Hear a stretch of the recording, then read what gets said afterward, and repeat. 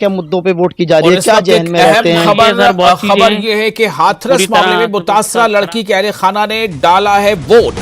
हाथरस जो काफी उस मामले के बाद सुर्खियों में आ गया था, अमन व अमान और ख्वातीन के तहफ़्फ़ुज़ के नाम पर वोट दिया है। खानदान के 5 अफराद ने वोट डाला है।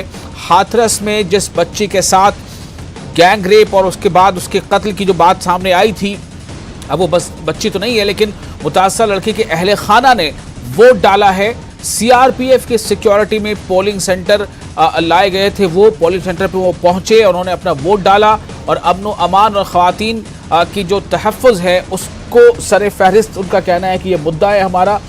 तो ये काफ़ी अहम खबर है। हाथरस में भी आज वोटिंग हो रही है और हाथरस जिस मामले के बाद बहुत ज़्यादा सुर्खियों में आया था, जिसके बाद वहाँ जो विमेन सिक्योरिटी है उसको लेकर सवाल खड़े हो गए थे, उस मामले के बाद जो सुर्खियां आई थी काफ़ी उसमें सियासत भी हुई थी और उस मामले में हाथरस में कई सियासी जमातों के बड़े नेताओं का आना जाना हुआ था।